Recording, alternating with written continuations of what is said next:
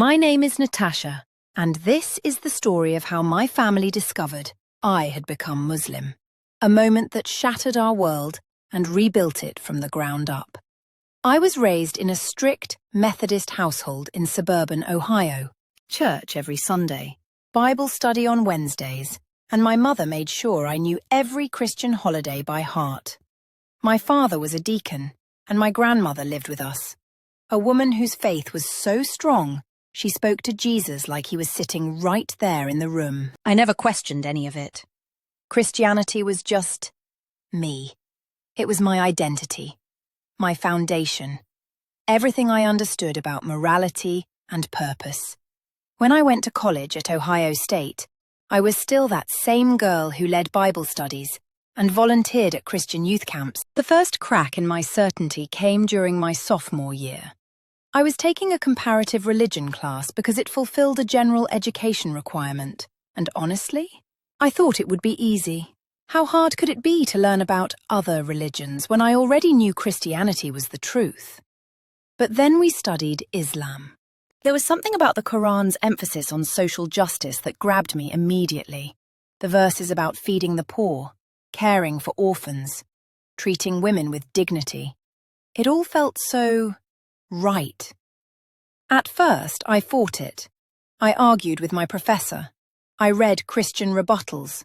I doubled down on my existing beliefs. But the questions kept coming. What if Jesus wasn't divine?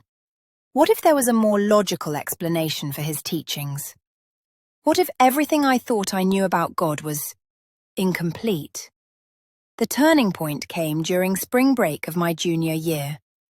I was dating a Muslim guy named Omar, who had become a close friend. He invited me to iftar at his family's home during Ramadan, and I accepted, partly out of curiosity, partly because I had a crush on him.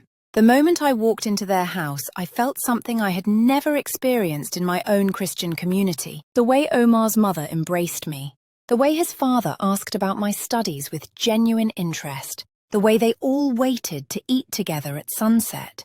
There was a warmth, a spiritual depth that I suddenly realized was missing from my own faith experience.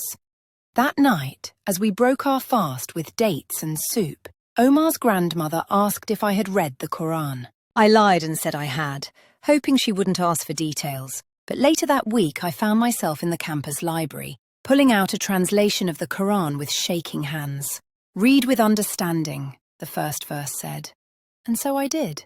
By the end of spring semester, I had read more Islamic texts than I had Christian ones. By summer, I was attending Omar's mosque in secret, sitting in the back wearing oversized hoodies, hoping nobody would notice the blonde Methodist girl trying to blend in with a crowd of hijabs and kufis.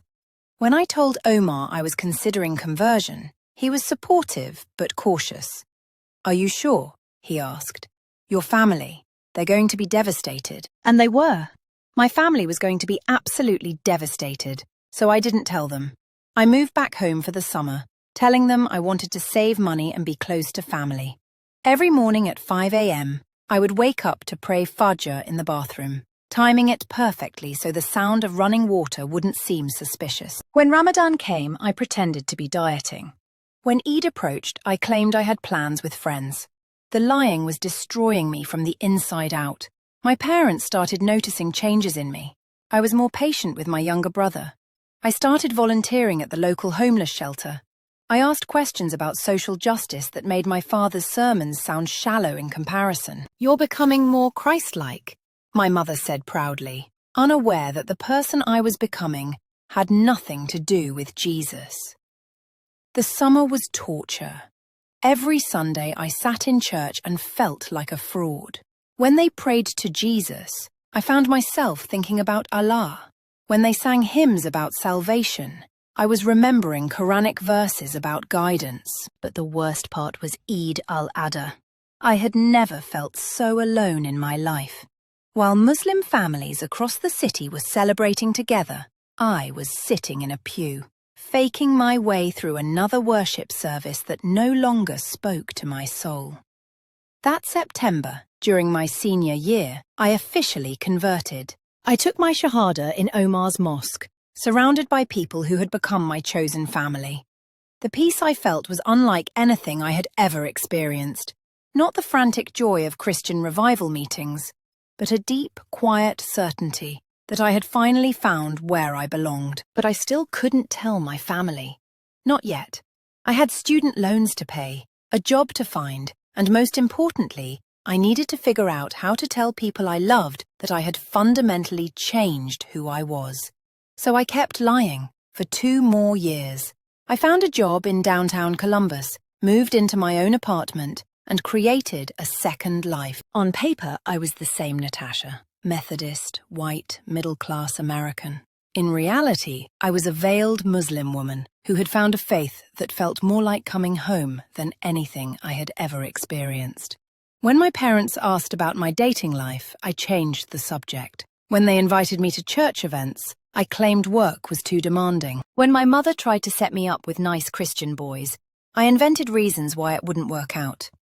The breaking point came on Christmas Eve, 3 years after my conversion. I was hosting a small gathering at my apartment, mostly Muslim friends, a few open-minded Christians, and Omar, who had proposed that November. We were decorating cookies, laughing, talking about our plans for the holidays. The phone rang. Caller ID showed my mother. "Hi, honey." Her voice was bright and cheerful. "I was wondering, can we stop by for a quick Christmas visit? We're on our way to your grandmother's house and we thought we'd say hello." My blood turned to ice. "Can it wait until tomorrow?" I asked, trying to keep my voice steady. "Of course not. We haven't seen you in weeks, and we brought your Christmas presents. We're literally 5 minutes away." My apartment was full of Muslim friends. Half of them were wearing hijab. There was Islamic calligraphy on my walls, a Quran on my coffee table, and halal snacks in my kitchen. I was trapped. "Okay," I heard myself saying. "That sounds great." I hung up and looked around at my friends. My parents. They're coming here. Now. What followed was the most chaotic 20 minutes of my life. I frantically helped everyone gather their things. Omar slipped out the back door, not because he was ashamed, but because he knew my parents weren't ready for that conversation. My friend Sarah offered to stay, but I shook my head. I needed to face this alone. The doorbell rang exactly as the last car pulled out of the parking lot. My parents walked in, carrying gift bags and wearing the kind of forced smiles that Christians put on when they're about to perform Christmas cheer for an audience. They stopped dead in their tracks. The hijab on my friend Amira's nightstand visible from the doorway. The Islamic calendar on my wall.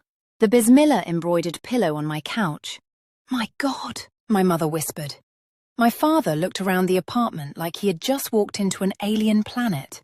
"Natasha," he said slowly, "what is all this?" The silence stretched between us like a canyon. I could feel my carefully constructed life crumbling around me. "I need to sit down," I said. We moved to my living room.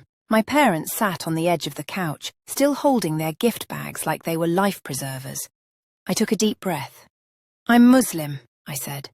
My mother started crying immediately. Not gentle tears, full-body sobs that seemed to come from some deep well of pain I had never seen before. "No," she kept saying. "No, no, no, this isn't happening." My father just stared at me. "How long?" he asked, and his voice was like stone. 3 years, I whispered. 3 years. He stood up, pacing now. 3 years you've been lying to us." "I wasn't lying." "You have been lying to us for 3 years." The volume of his voice shook me. He had never yelled at me before, not like this. 3 years of Christmas mornings, 3 years of church services, 3 years of pretending to be our daughter while you were becoming this. I started crying too.